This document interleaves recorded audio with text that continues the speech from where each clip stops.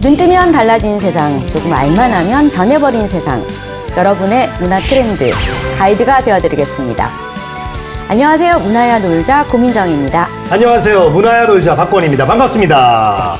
아유, 잘 지내셨어요? 네, 어떻게 지내셨어요? 푹 쉬었죠. 얼굴이 네. 아주 좋아 보이시는데 드신 게 설마 떡? 튀김? 그런 거 많이 먹었어요. 좀 느끼한 걸로 많이 먹었고. 어떻게 연휴는 잘 쉬셨어요? 뭐 쉬기도 하고요. 네. 며느리 입장에서 또 네, 열심히 또 할 일도 하고요. 며느리 역할까지? 그럼요. 우리 시청자 여러분들도 연휴 명절 잘 보내셨는지 모르겠습니다. 오늘도 아주 유익한 정보를 드리도록 하겠습니다. 오늘 어떤 분인가요? 자, 이 힘든 일을 하고 났을 때 네. 주로 많이 하는 네, 것 중에 하나가 음악이라고 합니다. 음악? 네. 음악 듣는 거? 네. 너무 좋죠. 그렇죠. 힐링해주는 최고의. 맞습니다. 우리 국가에서 유일하게 허락한 마약. 그게 마약까지 음악이죠. 나오나요? 예, 그게 음악이잖아요. 네. 음악이 즐거움과 자기 만족의 원천이라고 합니다. 자, 그래서 오늘은 굉장히 즐겁고 유익한 음악 얘기를 한번 해볼까 합니다. 좋습니다. 전문가 오셨습니다. 이현석 선생님, 반갑습니다. 네, 어서 오십시오. 반갑습니다. 반갑습니다. 네. 아니, 저는 뭐 이제 매체를 통해서 뵀어요. 네네네. 네, 영상으로도 뵙고. 네, 실물을 뵈니까 훨씬 더 젊어 보이십니다. 실물? 그런 얘기는 또 처음 듣네요. 그래요? 그 실물보다 어떻게 오래돼 보인다고 해야 되나요? 아니, 그런 게 아니라 제가 이제 라디오를 주로 하다 보니까 네. 이제 영상을 통해서 여러분들하고 인사할 기회는 적지 않습니다. 그렇죠. 오늘 이렇게 분장도 했지만 사실 이제 분장을 안 하잖아요. 맞아요. 이제 그 배달하는 퀵 서비스 아저씨로 오해하시는 분들이 있고 네. 저기 지방에서 호남이나 경남에서 온 사람으로 이렇게 보시는 분도 있는데 네. 예, 이렇게 잘 봐주셔서 고맙습니다. 일단 그러면 이분의 정체가 뭔지 우리가 먼저 네. 파악부터 하고 시작해야 네. 될 것 같습니다. 자, 저희가 이 방송에 하면 네네. 첫 그 게스트 분한테 항상 네. 드리는 말씀이 있습니다. 주문이. 네. 자기소개는 셀프다. 네. 네. 음악이 좋아서 음악에 관한 일을 하고 있습니다. 그래서 뭐 평론만 하는 게 아니라 방송도 하고 있고요. 또 방송 작가도 하고 있고 공연 기획도 하고 있고 또 공연 해설도 하고 있고요. 또 뭐 평론가니까 당연히 평론도 하고 있고 책도 쓰고 있고요. 네, 뭐 그렇게 이러저러한 음악 관련 일을 하고 있는 사람입니다만 스스로는 음악 몽상가라고 생각을 하고 있습니다. 음악 몽상가? 저는 음악을 들으면서 멍 때리는 게 제일 행복합니다. 쇼팽을 듣다 보면 19세기로 가고 뭐 그런 거 있잖아요. 음악 몽상가냐, 멍? 몽상가. 몽상가이면서도 몽상가이시기도 하시고. 그래요. 사실 제가 네. 음악을 들을 때 음악 배경에 대한 설명을 듣고 들으면 또 다르다고 얘기들을 하시잖아요. 네. 또 그런 설명을 드리는 입장인데 근데 저희가 이제 그런 거를 자료를 수집하고 또 관련 서적을 이렇게 보면서 항상 그런 생각을 해요. 전 다른 생각을 하는 게 아니라 내가 만약에 1875년에 모차르트였다면 하이든이었다면 뭐 했을까? 이 곡을 썼을 때 어떤 기분이었을 거고 어떤 마음이었을까? 그런 거를 생각하거든요. 그럼 시간이 빨리 갑니다. 아니, 우리가 이제 사실 우리가 매체를 보면 시사평론가, 영화평론가, 문화평론가, 음악평론가, 이 평론가들이 많아요. 심지어 또 스포츠평론가도 있고 그런데 그럼요. 이 평론가 지금 하시는 일을 이제 다양하게 말씀해 주셨거든요. 네네. 구체적으로 이제 모르시는, 그래도 좀 음악평론가가 뭐야 이렇게 하는 분들이 있기 때문에 구체적으로 어떤 또 프로들을 하셨는지 그 얘기를 좀 해주면 더 빨리 이해가 될 것 같습니다. 그렇죠. 저희가 이제 K본부에 명작 스캔들이라는 이제 TV 프로그램이 있었어요. 예. 거기 한 2년 동안 이제 고정 패널을 했었는데요. 네. 아무래도 이제 텔레비전이니까 많이들 아시고 그 예술의 전당 공연 가면 그 방송할 때는 여기저기서 알아보고 심지어 사인을 해달라는 분도 계시더라고요. 생전 처음이었습니다. 네네네. 라디오로 제가 지금도 6개 프로그램을 하고 있는데요. 작가도 하고 출연도 하고 있는데요. 많이 할 땐 14개까지 했었거든요. 정말 주말에는 채널만 돌리면 제가 나왔던 적이 있어요. 유재석 따위인데. 그런데 아무도 몰랐습니다. 라디오라서? 라디오라서. 아무도 몰랐어요. 어딜 가도 편했어요. 근데 이제 그 명작 스캔들을 할 때는 그래도 공중파, 지상파 방송을 한다고 네. 좀 알아봐 주시더라고요. 네. 그리고 뭐 EBS에서는 또 해외 특선 공연이라고 해외 팝 아티스트들, 뭐 산타나, 퀸, 뭐 사라 브라이트만, 웨스트라이프 이렇게 다양한 팝 스타들의 공연 영상을 이렇게 보여주면서 해설하는 프로그램을 했었거든요. 네. 또 한 6개월 정도 했어요. 시청률이 안 나와가지고 없어졌는데 그런 프로그램을 통해서 이제 음악을 소개하는 그런 일을 하고 있다고 생각하시면 될 것 같습니다. 평론가 뭐 하실만 하시겠어요? 글쎄요. 음악 쪽에 또 네. 부캐로 또 아니 저는 가수 활동도 하셨잖아요. 저는 지금 이제 라디오 저도 라디오 진행을 하고 있어요 현재. 네. 하고 있는데 저는 주로 가요 프로그램을 진행하고 있는데 네. 그래서 이제 음악 평론 하시는 분들을 항상 좀 관심이 많게 지켜보고 있었어요. 네. 근데 이제 이 우리나라가 평론가라는 이런 타이틀이 뭐 학기가 있거나 뭐 이런 게 아니잖아요. 뭐 자격증이 그렇죠. 있습니까? 없죠. 어떻게 하면 될 수 있는 그러니까 거예요? 누군가 붙여주면 어떻게 되는 붙여준 거예요? 그거 안 붙여줬으면 안 붙여주면 아무. 그리고 이제 우리나라만 그런 게 아니라 네. 외국도 그렇습니다. 그러니까요. 그래서 레스터 뱅스라고 유명한 미국의 음악 평론가가 있어요. 세계적인 평론가니까 우리가 봤을 때는 뭐 방송에도 많이 나오고 또 뭐 유명한 잡지나 신문에도 칼럼을 연재하니까 네. 저 사람은 대단한 사람이다. 일단 돈을 많이 벌 것이다. 그런 생각도 할 수 있잖아요. 네. 그렇죠, 그렇죠. 근데 이제 레스터 뱅스가 그런 얘기를 했습니다. 평론가가 되라. 음악은 원 없이 들을 수 있다. 단 돈은 벌지 못한다. 그게 평론가의 현주소입니다. 그래서 세계적인 평론가들도 평론을 해서 먹고 사는 사람은 거의 없고요. 네. 투잡, 쓰리잡을 합니다. 그러니까 엄밀히 따지면 저도 평론이라고 할 수 없잖아요. 방송은 방송이지. 그러니까 지금 뭐 제 주 수입원도 지금 방송이거든요. 네. 방송 작가를 하고 또 뭐 인터넷 네. 방송 네네네네. 직접 진행을 하고 또 PD도 하고 있어요. 이야. 그러다 보니까 그런 게 수입원이지 글을 써가지고는 도저히 애들을 먹여 살릴 수가 없는 게 우리나라뿐만 아니라 전 세계 음악 평론가들의 네. 현 주소다라고. 그럼 아니, 궁금한 게요. 아니 근데 정말 네. 요즘은 부캐가 기본적으로 있어야 돼요. 맞아요, 여러 개가. 맞아요. 아니 우리 고 박사님도 사실 이렇게 MC를 보고 계시지만 네. 이분도 저 노인 문화 평론가예요. 네. 맞잖아요. 네네. 어떻게 그렇죠. 보면은 그쪽에 그쪽 재단 일도 예, 하시고. 굉장히 또 열심히 어르신 문제에 관심이 많으시거든요. 근데 이제 우리 이현석 평론가님의 얘기를 들어보면은 어찌 됐건 여러 가지 일을 하고 있지만 줄기는 하나 음악이네요. 그렇습니다. 그러니까 음악으로 인해서 방송으로 지금 뭐 수입이 있다고 하지만 그 방송에 음악 평을 하는 거 아니에요? 그렇죠. 저 음악 예. 이야기를 또 하시고. 예. 제발 제가 맞죠? 또 출판사 직원이기도 해요. 4대 보험이 돼. 4대 본 거 괜찮다. 별걸 다 하는 거죠. 방송뿐만이 아니라. 그럼 네. 처음에 이 음악 평론가의 길을 가시는 계기 같은 게 있었을 것 같은데 어떤 계기가 있었을까요? 음악이 좋아서고요. 솔직히 말씀을 드리면 저 어렸을 때만 해도 미래에 대한 계획, 뭐 목표 이런 게 좀 없었어요. 한심한 아이였던 거죠. 그냥 엄마가 공부하려니까 억지로 공부하는. 근데 노는 거 좋아하고 음악을 좋아해서 음악을 들었는데 예. 사실은 음악 이전에 축구를 너무 좋아했어요. 그래요? 그래서 축구 선수가 꿈이었어요. 어렸을 때.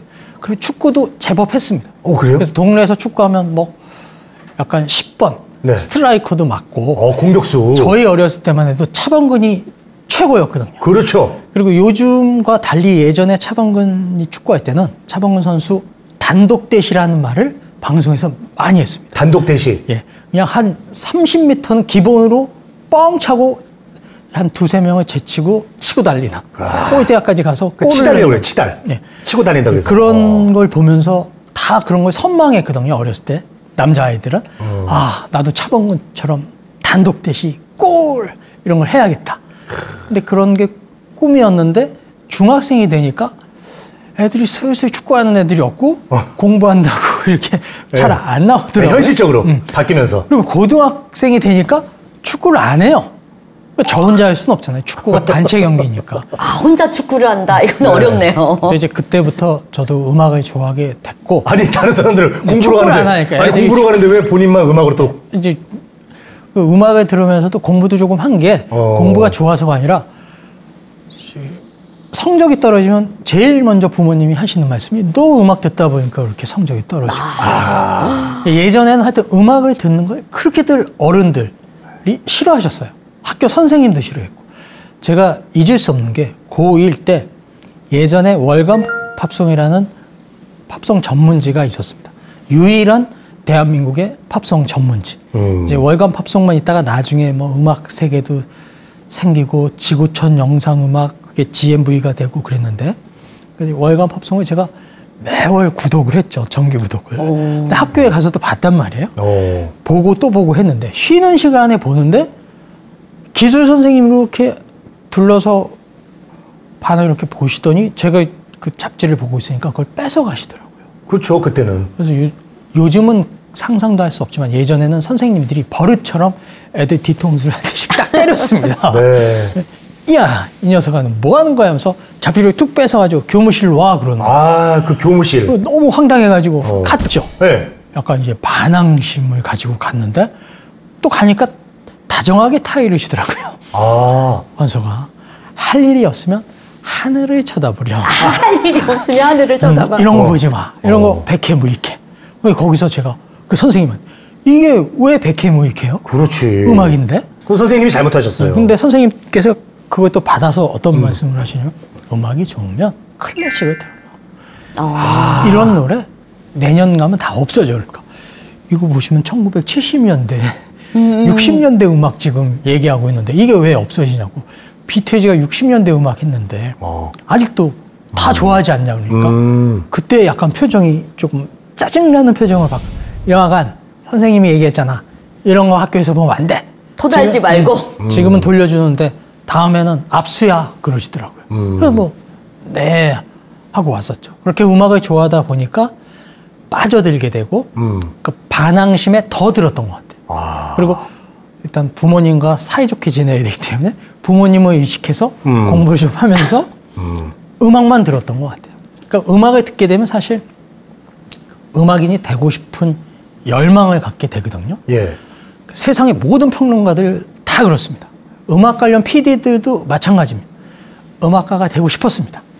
아니 근데 제가 여기서 좀 질문 드리고 싶은 게 그 이제 선생님이 학창 시절 때만 해도 네. 음악 평론가나 뭐 팝 컬럼니스트라든가 이런 직업이 거의 있었죠. 뭐 있었어요. 몇 명 안 근데 됐지만 알려지지 않았을 때잖아요. 네.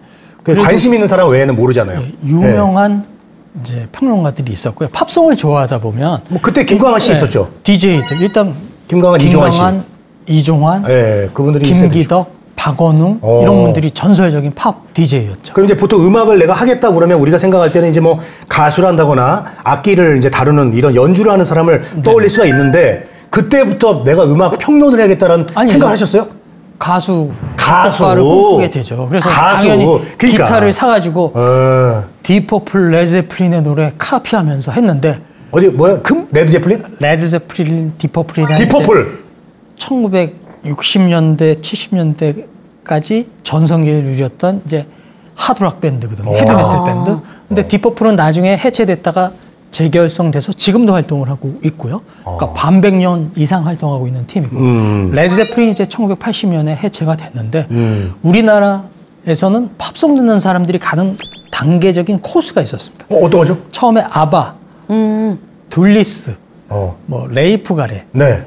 이런 슈가팝을 듣습니다. 듣기 편안한 거. 그러다가 음악 좀 듣는다 그러면 락을 들었어요. 헤비메탈. 예.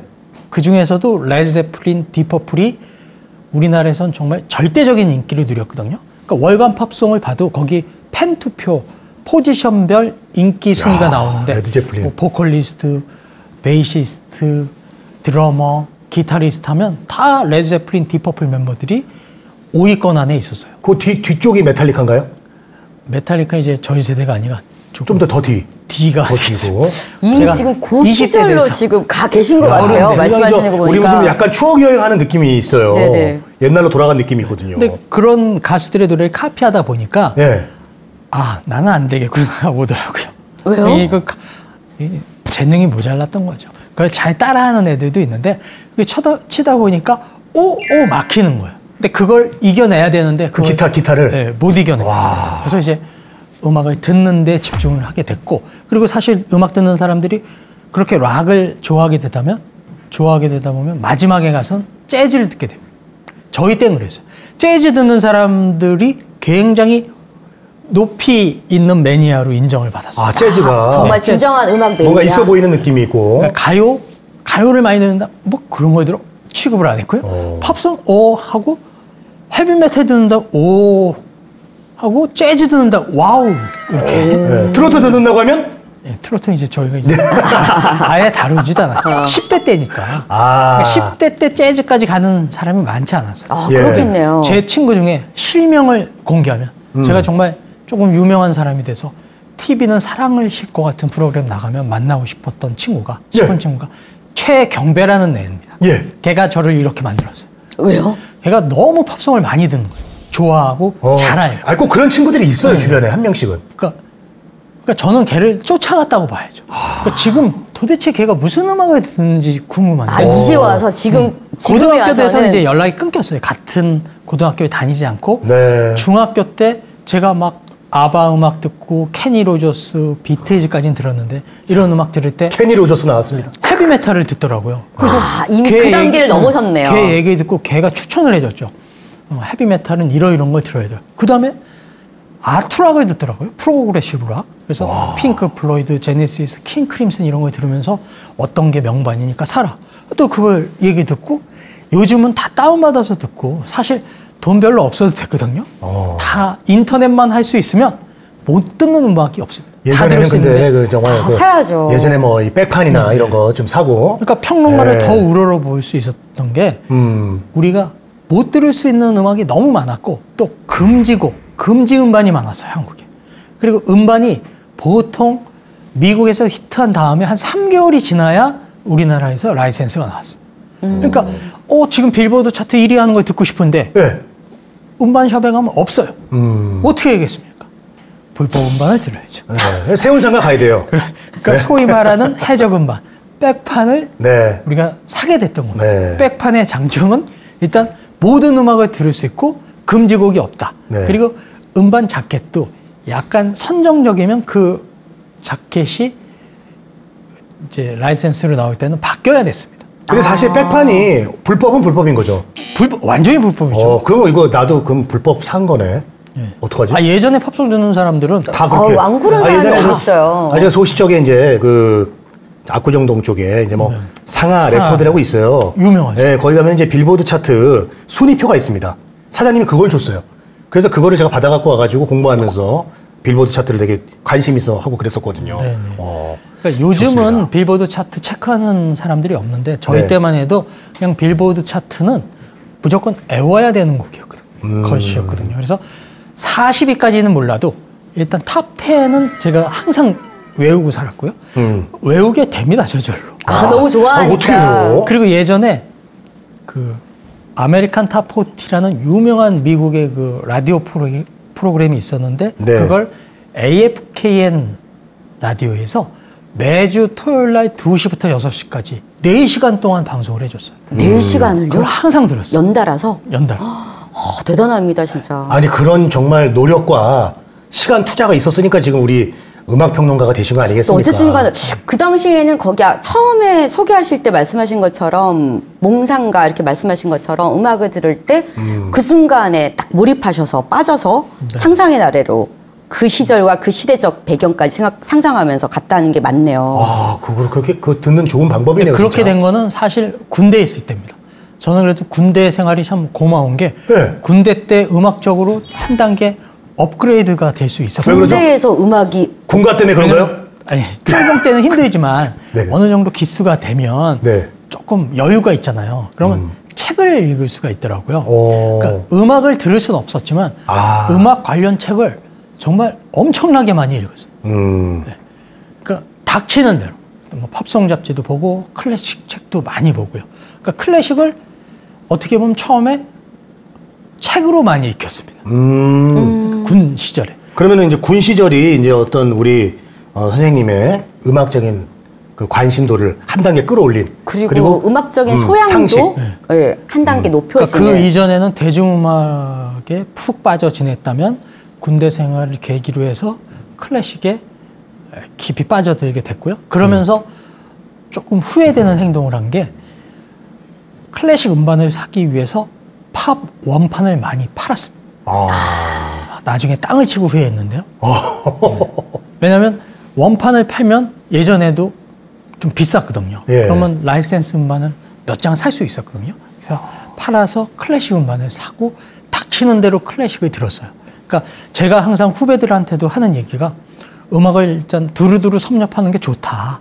그리고 어떤 장르 하나에 완전히 뭐 속된 말로 미치잖아요. 그러면 다른 장르의 음악에 미치는 거에도 금방 됩니다. 그러니까 헤비메탈이건 재즈건 네. 이렇게 벽을 세워놓고 헤비메탈 듣는 이제 팝 듣는 사람들이 재즈를 멀리하고 안 듣고 또 재즈 듣는 사람이 클래식 안 듣고 네. 클래식 듣는 사람이 팝 하면 안 듣는 경우가 있거든요. 네. 근데 만약에 매니아라면 재즈 매니아이고 클래식 매니아고 하드락 매니아라면 다른 장르의 매니아가 되는 게 금방입니다. 왜냐면 한번 연습이 돼 있으니까. 한번 푹 빠져봤고 어떻게 해야지 음악을 듣는지를 알거든요. 아니까. 그러니까 금방 되더라고요. 인생이 근데 음악 인생이 좀 바뀐 게 네네. 이럴 땐 이런 음악이라고 들었어요. 이건 무슨 얘기인가요? 네네. 네. 그게 이제 그 전에는 취미로 음악을 들었다면 네. 이럴 땐 이런 음악 때문에 업이 됐다고 볼 수 있어요. 그게 무슨 코너 이름이에요? 아니 제 책입니다. 아, 책이에요? 그 직접 책이- 쓰신 책 네. 그거 좀 제목이 얘기 좀 해주세요. 제가 또 제 입으로 말씀드리기 민망합니다만. 네네. 이미 많이 민망하거든요. 네. 예. 역대 우리나라 책 중에 제일 많이 판매된 책으로 20만 부 이상 팔렸어요. 그 시절에 20만 이거 박수, 이건 박수 쳐야 돼. 이거는. 1999년에. 대단하십니다. 그래서 지금도 서점가에 남아는 있어요. 몇만 번 팔렸다고요? 20만 부 이상 판매가 됐어요. 와, 그 문법책만큼 팔린 거 아니야? 개정판이 뭐 10세 넘게 찍었고요. 네. 그래서 1권이 잘 돼서 2권이 나오고 또 3권이 나오고 그랬는데 지금도 출판사에서 계속 얘기를 해요. 다시 한번 이럴 땐 이런 음악을 내자. 근데 제가 안 내고 있죠. 저도 양심이 있지. 평생 그 책으로 할 수는 없으니까. 그 내용이 이제 간단하게 뭐 이렇게 상황에 따라서 이런 음악을 상황에 들으면 맞는 추천하는 거죠? 음악을 추천하는 건데 어. 예전에 1990년대 후반에 어떤 책이 좀 유행이었냐면요. 이럴 땐 이런 음악이라는 컨셉을 가진 네. 클래식 책들이 많이 인기를 끌었었어요. 아, 그거를 그러니까 조금. 비 올 때 들으면 좋은 음악, 우울할 때 들으면 좋은 음악, 아, 이미 있었어요? 아침에 들으면 좋은 음악. 이게 클래식을 소개하는 책만이 있었거든요. 아, 여러 권이. 약간 그걸 보면서 제가 아이디어를 얻은 거죠. 벤치마킹. 아니 어떻게 클래식 듣는 사람 몇 명이나 듣는다고 이게 되겠냐. 클래식보다는 재즈도 듣고 팝도 듣고 가요도 듣고 사람들이 그러니까 그런 걸 소개하는 책을 내야지 하고 직접적으로 쓰는 데는 3개월도 안 걸렸습니다. 와, 이거 그러면 너무 재밌겠다. 그 음악은 모든 음악을 다 통틀어서 내신 거죠. 그렇죠. 자, 그러면 장르를 다 우리가- 아울렀기 때문에 그게 장점이 돼서 그 당시에는 그게 어떻게 되면 이제 통한 거죠. 그리고 자, 사실은 그 이후부터 지금까지 계속 네. 뭐 방송 프로그램이든 이런 데 보시면은 뭐 항상 내보내는 게 있잖아요. 비 오는 날은 이런 그렇죠. 음악하고 뭐 그런 음악들이 있는데. 눈 오는 날은 또 이런 음악 보내고 맞아요, 그런 맞아요. 부분들이 있지 않습니까? 비 오는 날 뭐가 생각나요? 아, 전 김현식의 비가 내리고 비가 내리고 그거. 비처럼 음악죠. 네네네. 그리고 뭐 하여튼 뭐 눈 오면은 뭐 또 뭐가 생각나요? 난 DJ DOC의 겨울 이야기. 그것도 생각나고. 자, 그래서 우리가 준비한 코너인데요. 자, 이럴 땐 이런 음악 우리가 간단하게 몇 가지만 좀 우리가 추천을 한번 우리 선생님한테 들어보면 좋을 것 같아요. 그러게요. 네, 우리 고 박사님부터 한번 의뢰를 해보세요. 내가 이럴 땐 이거 듣고 싶다. 자, 우리가 의뢰인입니다. 네. 가시죠. 아, 의뢰인. 예, 우리 아, 의뢰인이요. 좋네요. 자, 자, 눈 오는 날. 전 아까 딱 떠오르는 음악이 없어서. 네. 근데 제가 이제 첫눈이 왔을 때 듣고 싶은 이런 음악. 말씀을 해서 죄송한데 정말 마음에 있는 말씀을 드릴게요. 예, 예. 이럴 땐 이런 음악은 따로 없습니다. 사실 자기가 좋아하는 음악이 최고예요. 눈 오는 날을. 눈 오는 날도 그렇고 비 오는 날도 그렇고 우울한 날도 그렇고 네. 자기가 평소에 좋아했던 자기의 애창곡들 그런 것들을 듣는 게 일단 제일 좋다. 네. 태교 음악 관련 음반도 제가 내보고 또 그 산부인과 의사님들하고 같이 네. 책도 내본 적이 있거든요. 예. 근데 그 산부인과 의사 전문의도 그러고 저의 소견도 어땠냐면 태교 음악은 트로트여도 좋고 클래식이어도 좋고 헤비메탈이어도 좋고 본인이 들어서 좋은 음악이 최고다. 맞습니다. 그러면 뭐 이럴 근데 땐 이런 책을 왜 냈느냐? 이런 음악 뭐 좀 할 필요가 없는데. 책이 있죠. 아니 그래도 지금 여기 우리가 좀 기대하고 계시니까. 아, 왜냐면- 시청자분들이 그래도 좀. 그러면 그리고, 이렇게 해요. 그러니까 저희가 얘기하는 게 아니라 남들 얘기를 한번 해봅시다. 어. 네. 네. 남들한테. 남들한테? 저는 사실 겨울에는 네. 모차르트, 하이든의 실내악 음악을 많이 들으시라고. 그리고 피아노 소품. 거기 뭔가 좀 따뜻하니까 따뜻한 리스트의 피아노 소품을 들으면 어떤 기분이 드냐면요. 네. 근사한 호텔에 정말 풍광이 아름다운 곳에서 온갖 VIP 서비스를 누리고 있는 느낌. 그런 걸 받을 수가 있어요. 자, 그럼 저도 의뢰를 좀 드리겠습니다. 제가 작년에 실현을 당했거든요. 네네. 너무 힘들었거든요. 실현을 당해서 막 너무 미칠 것 같아가지고 내가 정말 힘든 상황들이 많았는데 그럴 때 어떤 음악을 들으면 제가 조금 마음이 안정이 될까요? 일단 처음에는 슬픈 음악을 좀 들으시다가 점점 템포를 빨리 하고 밝은 톤의 음악을 들으면 자기도 모르게 그 음악에 맞춰서 심리가 좀 변하는 게 느낌이 올 겁니다. 그러니까 앙드레 가뇽의 아리아 같은 아주 슬픈 곡, 네네. 또 베토벤이나 슈베르트나 모차르트의 아다지오 악장 같이 구슬픈 선율의 그런 곡을 듣다가 네. 아니면 우리 가요 중엔 뭐 슬픈 노래 너무 많잖아요. 네네네. 이별을 테마로 한 곡들이 많으니까요. 그런 곡들을 듣다가 점점 템포를 좀 빨리 하고 경쾌한 노래를 들으면 네. 좀 아픔에서 벗어나게 되지 않을까 그런 생각을 해봅니다. 아픔에서 벗어나실 수 있는 좋은 조언을 들었습니다. 슬픈 노래 많이 들었었어요. 네. 사실은 시간이 약이죠. 시간이 약. 예. 그게 뭐 잘 돼요. 정말 그 사람을 정말 사랑했으면 그게 어떻게 금방 거기서 벗어나면 그건 사랑이 아니었죠. 그렇죠. 슬픈 노래를 아니, 들으면 음악으로 조금이라도 위안을 받고 싶다는 거죠. 음악으로 완전히 치료는 안 되겠지만 치유를 받고 싶은 거예요. 그 사람을 그리워하는 게 필요하다고 봐요. 저는. 네. 헤어지는데도 시간이 필요하기 때문에 사랑한 만큼. 저는 그래서 그 친구가 좋아하는 노래를 들었거든요. 더 눈물이 났어요. 어떡해요. 그게 결국은 치유되는 거라니까. 치유하는 과정도 제대로 하셨네요. 네. 한번 눈물을 쏙 빼고 알겠습니다. 그 다음에 좀 벗어나야죠. 때로는 이제 눈물이 많이 흘릴 때 오히려 더 좋다고 하더라고요. 그러니까 기분이. 이 음악이라고 하는 게 우리 삶에 피할 수 없는 슬플 때도 그렇고 꼭 필요해요. 예, 기쁠 때도 그렇고 그렇죠. 공기 같다고 봐요. 그러니까 사람들이 음악은 그 공기 소중함을 같다? 잘 모르시는 것 같아요. 그러니까 저희 같은 사람들은 매일 음악을 호흡하고 있고 음악 안에 살고 있기 때문에 24시간을 정말 잠잘 때 외에는 꿈속에서도 물론 음악을 좀 듣긴 하지만 눈 떠있을 때는 항상 음악을 이제 듣는다고 해도 과언이 아닌데. 맞아요. 그럼 선생님 그 음악이라고 하는 게 보면은 음악 트렌드가 있지 않습니까? 굉장히 많이 바뀌는 부분이 있는데 음악이 이 트렌드 변화는 뭐 때문에 생기는 걸까요? 그러니까 사람이 변하고 세상이 변하기 때문입니다. 그런데 우리가 항상 보면 복고라는 말을 많이 하잖아요. 네. 이 복고라는 말은 아마 신라 시대 때도 했을 것 같아요. 저 처음에 팝송 들을 때도 팝에 국한해서 말씀드리면 1980년대 초반에도 어떤 노래를 뭐 잡지 같은 데에서 읽거나 DJ들이 소개할 때 이 노래는 복고풍의 노래다 그랬거든요. 네. 근데 요즘도 복고풍의 노래다. 복고풍이 유행이다. 그런 말들을 많이 하잖아요. 그건 뭐냐면 사람의 심성은 변하지 않는다는 겁니다.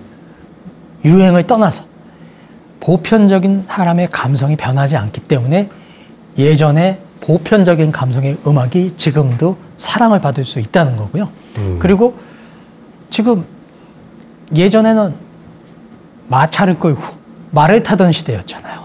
근데 지금 비행기를 타고 자동차를 타는 시대니까 거기에 맞춰서 당연히 음악은 변화한다. 그렇게 생각을 합니다. 그리고 시대에 따라서 복고가 바뀌잖아요. 뭐 우리 때 사람들은 저 한일 월드컵 때가 복고일 수 있는 거고 네네. 더 연배가 있는 저 형님이나 아버지 분들은 저 우리 이미자 선생님이나 뭐 현인 선생님이 복고풍일 수 있는 거 맞잖아요. 네. 예, 그래서 시대에 따라 정말 옛날 노래가 역주행하기도 하잖아요. 그래서 그런 게 나온다. 그래서 이 트렌드가 돌고 돈다고 막 그런 얘기하는 게 제대로 문화에서 보여주고 있는 것 같습니다. 보니까. 자, 그럼 또 다음 질문 드리겠습니다. 이제 음악 평론가에 대해서 이제 어떻게 하셨는지도 좀 알 것 같고 그런데 국내 음악 코디네이터 이제 1호라고 이제 얘기가 있어요. 네. 뮤직 코디네이터 이거는 또 뭐 어째요 저 정수기 코디네이터는 들어봤는데 이거 무슨 코디네이터인가요? 지금은 없어졌으니까 말씀을 드려도 되는지 모르겠는데 예전에 이게 전화를 걸어서 음악 서비스를 받는 그런 회사가 있었거든요. 그게 굉장히 유행을 했던 적이 있습니다. 이정재가 TV 나와서 광고도 했었으니까 700 땡땡25 해가지고 있었거든요. 기억나는 것 같아. 근데 제가 거기에 50개 항목의 음악을 골라주는 일을 했어요. 아. 근데 그게 유명하다 보니까 뭐 잡지사나 신문사에서 또 방송국에서 인터뷰가 들어와서 인터뷰를 하게 됐는데 그냥 기자들이 붙여주더라고요. 당신이 코디네이터. 대한민국 1호 뮤직 코디네이터라고. 그러니까 우리 저기 선생님 같은 경우는 이제 본인이 이제 민망하니까 이름을 안 짓고 주변에서 다 이제 이름을 붙여준 것 같아. 음악 평론가 인정합니다. 뭐 음악 코디네이터 하세요. 이렇게 좀 주변에서 인정을 해준 거예요. 그러니까 사실 계속 음악 하시니까. 평론가는 평을 좀 쓰고 잡지나 신문사에 기고를 하고 이렇게 방송에 나와서 음악을 소개하게 되면 대부분 평론가라고 이렇게 붙여주죠. 좋습니다. 아, 근데 코디네이터 일은 제대로 하셨는데요, 정말? 뭐 그렇습니다. 방송도 사실 그런 거잖아요. 그러니까 방송의 음악 작가를 제가 20년 넘게 또 지금도 하고 있는데 그 음악을 고르는 게 이게 뭐 제가 좋아하는 음악을 고르는 게 아니라 청취자들의 눈높이에서 청취자들이 좋아할 만한 노래, 또 오늘 날씨가 비가 온다든가 눈이 온다든가, 지금 눈이 실컷 내리고 있는데 비 노래를 틀면 안 되잖아요. 네.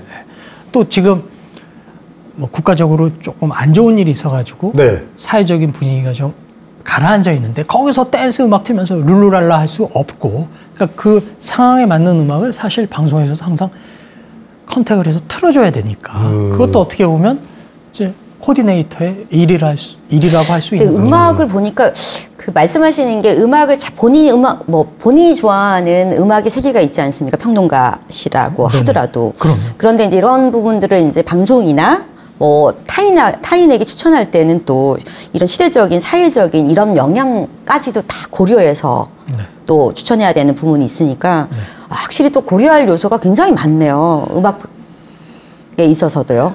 기본적으로는 이제 저는 모든 음악을 좋아하고요. 근데 이제 대중적인 취향이 아니지만 저만의 취향이라는 게 있잖아요. 제가 네. 정말 좋아하는 네. 가수가 있을 수 있고, 그렇죠. 이제 작곡가가 있을 수 있단 그게 말이에요. 궁금해요. 그런 거를 강요하진 않습니다. 강요하지 않아요? 네. 그렇지만은 음악은 강요한다고 되는 게 아니고. 아니 근데 우리가 사실 뭐 소개팅을 나가든 네. 처음 사람을 만날 들 간에 이제 취미가 화두가 된단 말이에요, 항상. 네. 당신의 취미가 무엇이냐? 그럼 음악이다 그러면 그 다음에 나오는 질문이 바로 어떤 장르를 좋아하냐? 장르. 그러면 우리 저 평론가님도 좋아하는 장르가 있을 거 아닙니까? 방금 얘기하셨듯이. 네. 어떤 걸 좋아하세요?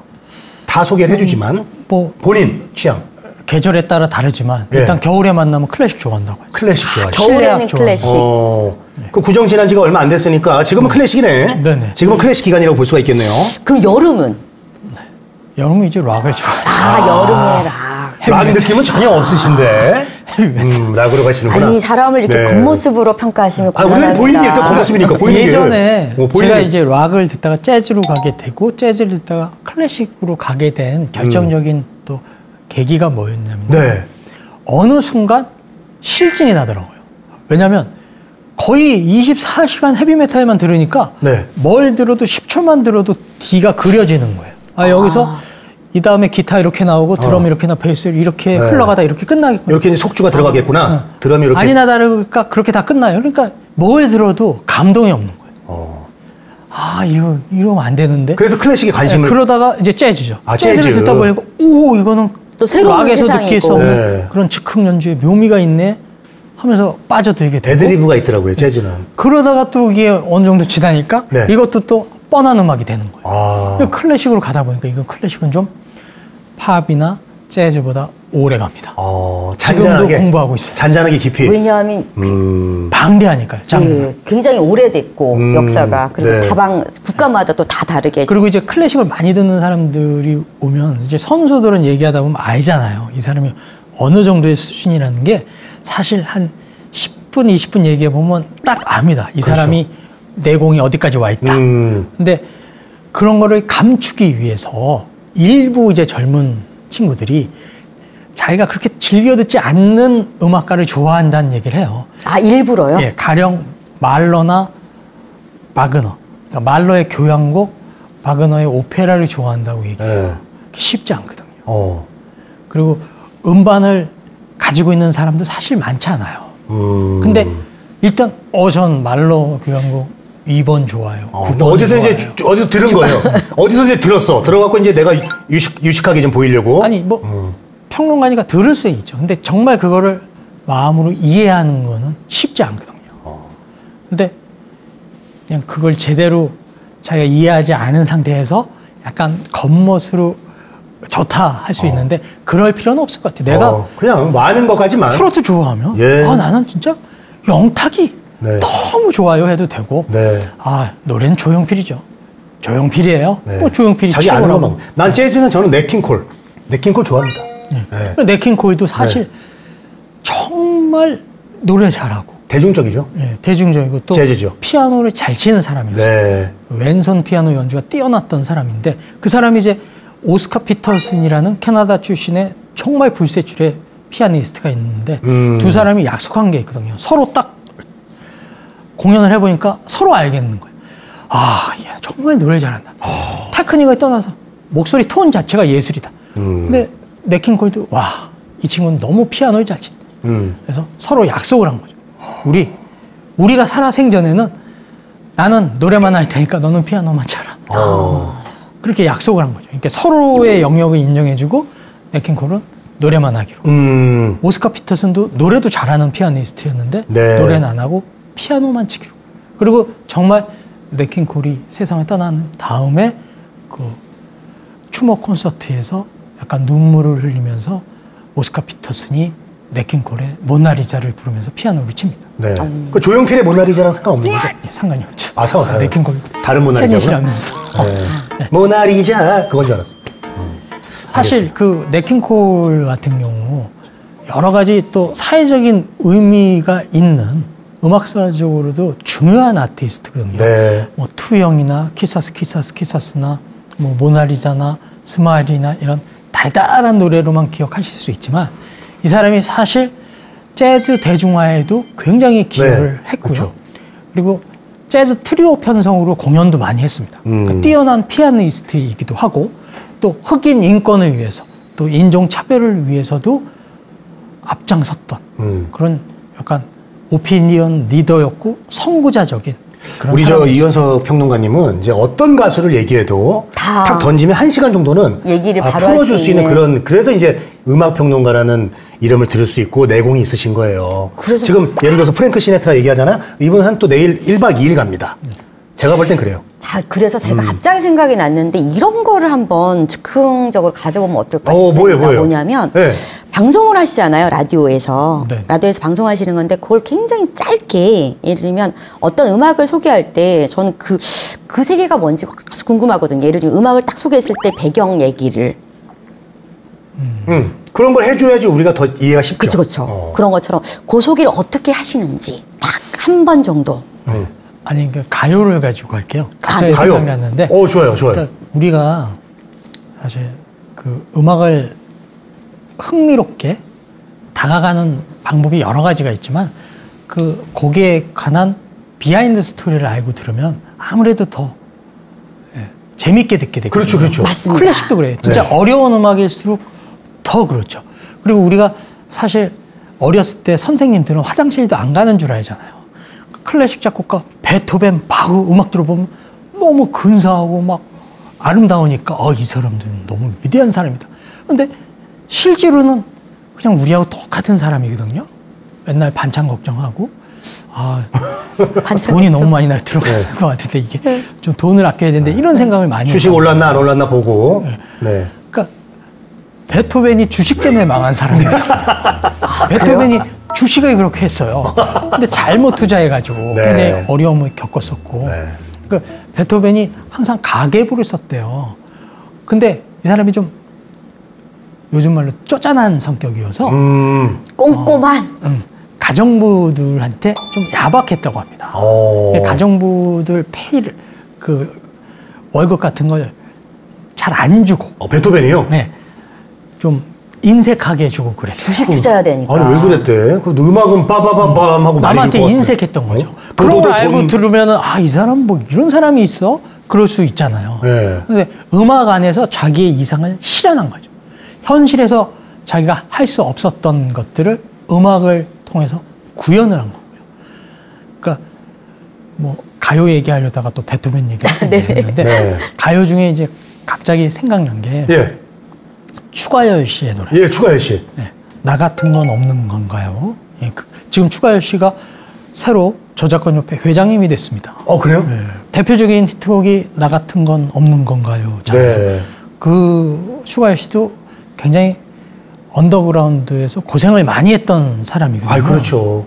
무명 가수로 이제 정말 배고픈 생활을 많이 했던 사람인데 미래에 대한 어떤 그 희망 없이 하루하루 연습을 하면서 그래도 내가 연습을 해야 되지 않겠어? 하고 지하의 작업실에서 연습을 하고 있었는데 갑자기 이제 배가 아파가지고 네네. 화장실을 가야겠다. 화장실이 또 2층에 있었대요. 그런 건물들이 있어요. 화장실이 같은 층에 없고 뭐 여자 화장실은 그렇죠. 1층에 있고 맞아요, 남자 맞아요. 화장실은 네네. 2층에 있고. 근데 이제 2층까지 이제 걸어 올라가는데 갑자기 악상이 떠올랐대요.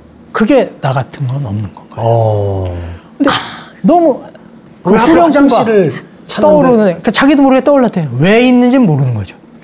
연관성이 없는데 화장실에 뭐. 근데 왜냐면 또 위급한 순간에 또 자기 천재성이 나올 수도 아니 있는 예를 들어 거죠. 뭐 어디다 변을 봐야 될까요? 뭐 이런 제목이면 이해가 되는데. 그러니까 그거를 작곡하는 중도 아니었고 그 작곡할 마음도 없었고 그냥 다른 곡 연습하다가 배가 아파서 오늘 뭘 먹었지 하고 제목이 화장실에 좀 특이하다. 가야겠어 하고 올라가는데 그게 생각났어. 1층쯤 올라가는데 악상이 딱 떠오르고 화장실 문을 열라 그러는데 또렷하게 멜로디가 탁 떠올라서. 재밌네. 떠오르는 거예요. 이거 화장실 갔다 나오면 까먹을 것 같아. 그래서 다시 내려가서 30분을 이를 악물고 참으면서 만든 곡이 나 같은 거. 그러니까 이제 그 명곡들은 언제 어떻게 나올지 모른다고 하는데 이런 뒷얘기들이 재밌더라고요, 저는. 그런 곡들이 많습니다. 클래식에서도 클래식도 많고요. 그렇고. 가요 뒷얘기 중에 저는 제일 재밌는 게 이제 그런 것들. 이제 원래는 다른 가수의 노래가 될 뻔 했는데 네. 그 가수가 아유 난 이거 안 불러 아니면 뭐 스케줄이 안 맞아가지고 이제 그거를 딱 했는데 다른 가수가 그거를 내가 한번 불러볼까 했다가 대박 났다거나 뭐 이런 그런 게 제목들이 많잖아요. 그런 경우가 너무 많더라고요. 많습니다. 뭐 제일 많이 알려진 것 중에 하나가 엄정화의 페스티벌이거든요. 네. 온갖 가수들한테 갔대요. 다 안 한다고 그랬는데 심지어는 엄정화도 안 한다고 이틀을 울었대요. 왜 사장님이 이런 걸 날 시키려고? 나 이거 어머, 싫다. 그런데 사장이 이거 해봐. 하자. 설득을 해서 어쩔 수 없이 했는데 그게 엄정화의 인생 노래가 야, 엄청 히트했잖아요. 또 에코의 행복한 날을 있잖아요. 그것도 에코를 대표하는 R&B 명곡인데 네. 그 곡도 멤버들 3명이 다 싫어했대요. 그래서 싫으니까 이게 레코딩을 할 때도 잘 안 되는 거예요. 녹음 현장에서 좀 성의 없이 하니까 사장님이 프로듀서가 화가 나가지고 니들 이럴 수가 있냐. 이거 아니다. 그 얼마나 좋은 노래인데. 그런데 이제 한 소리 들은 다음에도 솔직히 온 힘을 쏟아서 하진 않았대요. 그런데도 불구하고. 그럼에도 불구하고 히트했고 에코를 대표하는 에코뿐만이 아니라 한국 R&B 역사의 길이 남을 명곡이 됐거든. 아니 어쩐지 힘을 빼서 불러가지고 노래가 좀 늘어져. 그래서 더 좋더라고 나는 편하더라고. 어떤 그런 곡들이 많고요. 네. 또 심지어는 자기가 제작비가 없어서 네. 한 번 망했던 노래를 그 작곡가가 친해서 네. 이거 좀 나 공짜로 줄 수 있느냐. 그러니까 이걸 부르고 싶어서도 아니고 본인이 음반에 일단 10곡 이상 채워야 되는데 곡이 모자르다. 곡수를 채워야 되니. 네. 그게 이광조가 부른 사랑을 잃어버린 나입니다. 와. 이제 권인아 씨도 불렀고 권인아 씨가 곡을 만들었거든요. 명곡의 탄생이구나. 그러니까 잘 안 됐는데 이제 이광조 씨가 권인아 씨하고 친하다 보니까 야 이거 그냥 하나 줘라. 곡이 모자라. 네. 그렇게 해서 채웠는데 그 노래가 또 예전에는 테이프 이렇게 해서 앞뒤로 A면, B면 이랬잖아요. 꽉꽉 채워야 됐어요. 채워야 됐고. 얼마나 힘들어. 보통 이제 짧으면 5곡, 길면 7곡, 8곡이 들어갔죠. LP 시대 때 앞면에 한 5곡에서 7, 8곡. 그리고 뒤에도 똑같이. A면 B면, LP도 A면 B면 네, 그렇게 맞습니다. 그래서 1집 하나 내기가 그렇게 힘들었던 거예요. 왜냐 그 곡을 다 모아야 되니까. 언제 그걸 다 모아. 요즘은 이제 한 곡만 나와도 디지털 싱글로 일단 싱글이니까. 발매를 하죠. 그러고 보면 예전보다는 훨씬 더 곡을 발표하고 음악 생활을 하기에는 굉장히 좋은 시절인 거죠. 엄청나게 좋은 풍요의 시대에 살고 있습니다. 그야말로 지금 풍요의 시대이고요. 은혜의 시대입니다. 다 누릴 수 있어요. 예전엔 정말 경제적인 게 좀 뒷받침돼야 음악도 많이 들었거든요. 듣는 것도. 근데 지금은 특히 예전에 이제 가요 같은 경우는 이제 꼭 기획사를 노트북만 들어가시면 돼요. 가요 같은 거 만들려면 예전에 앨범 내려면 이제 기획사를 들어가야 되거나 굉장히 힘들었어요, 예전에는. 근데 지금은 그쵸. 누구나 좀 관심이 있으면 싱글 내기가 저도 싱글을 냈어요, 심지어는. 저도 제가 그냥 만들어 갖고 저기 음원 사이트에 등록을 했어요. 지금 음원 사이트 검색하면 나옵니다. 예. 그럼 저작권협회도 등록을. 예, 그렇죠. 그렇게 돼 있죠. 작년에 그 저작권료 962원 들어왔어요. 축하드립니다. 축하드리니까요. 더욱더 분발하셔야 되겠어요. 962원은 좀 너무하지 않습니까? 창작자시네요. 네. 저도 이제 음악을 이렇게 좋아하고 예전에 꿈이 있었기 때문에 곡을 좀 써서 이제 작업을 하고 있거든요. 그리고 또 가수들한테도 주지만 제가 프로젝트 밴드 이서방 프로젝트라는 밴드를 만들어서 오서방도 아니고 이서방으로. 이시니까 이서방. 이서방. 이시 뮤지션들 몇 명하고 같이 협업을 해서 계속 곡 작업을 하고 있고요. 이제 아마 빠르면 다음 달에 유리상자 이세준. 네. 그 친구도 이서방이잖아요. 제가 이제 작은 이서방이라고. 네. 작은 이서방. 작은 이서방이 피처링한 노래가 또 한 곡 발표가 됩니다. 네. 끝나고 친하게 지내셔야 될 것 같아요. 곡을 한 저 곡. 박서방 필요 없어요, 박서방? 아니 뭐 저 박서방인데. 모든 서방과 네. 마님들 아시들 다 환영합니다. 자, 우리가 지금 너무 재밌게 이야기를 나누다 보니까 지금 1부가 벌써 끝날 시간이 됐어요. 2부에 못 물어본 게 많아서. 네, 그럼 너무 많은데 2부에 우리가 또 물어봐야 될 것 같고 간단하게 음악 평론가로서 앞으로 그 또 뭐 계획이 있습니까? 주어진 일에 예. 하루하루 최선을 다하자가 네. 저의 삶의 모토가 그러니까 됐습니다. 들어오는 대로 이제 여러 가지로 페이로 먹고 살겠다 이런 얘기 아닙니까 지금? 왜냐면 지금 나이가 네. 내일 모레 환갑을 바라보다 보니까 네, 그렇게 안 어느 보이시는데. 일단 지금 최선을 다하다 보면 결국은 또 좋은 기회가 올 것이다. 그렇더라고요. 지금. 네. 지금 최선을 다하지 않으면 내일은 없어요. 지금 즐겁지 않으면 네. 내일도 즐겁지 않은 거죠. 네. 그래서 지금 오늘 방송을 되게 말을 많이 하시네요. 그리고 정말 열심히 해주셨어요. 제가 알기로는 오늘 그 새벽 5시까지 네. 작업을 하셨어요. 들어오는 모든 일을 또 다 받아서 하시다 보니까 그래서 아니 일을 안 가리시고 네네. 하신다고. 그래서 네. 제정신이 아닐 수도 있어요 지금. K본부 홍보 일주일치 쓰다왔습니다. 아니 이현석 평론가님 제가 볼 때 뭐 바쁘기 대회 이런 거 나가면 1등 할 것 같아. 바쁘기 대회, 일 많기 대회 이런 제가 거. 보니까 최선도 있지만 네. 이 열정을 정말 누가 맞아요. 따라하겠습니까? 그래서 우리가 그 열정을 2부에서 좀 더 자세히 얘기하도록 하겠습니다. 마무리해 네. 주시죠. 네, 오늘 이렇게 구정 맞자마자 바로 음악 얘기를 사실은 편안하게 조금 힐링하는 느낌으로 가려고 했는데요. 이런 오히려 그것보다는 열정적인 음악 얘기를 아주 유익하게 네. 듣는 시간을 갖게 되었습니다. 다음 편에는 더 재미있고 더 유익한 음악 이야기 기대하셔도 될 것 같습니다. 그럼 오늘 이것으로 저희 문화야 놀자 방송을 마치고요. 다음 네. 주 기대하시기 바랍니다. 다 같이 문화야 놀자 하면서 방송을 마치도록 하겠습니다. 문화야 놀자.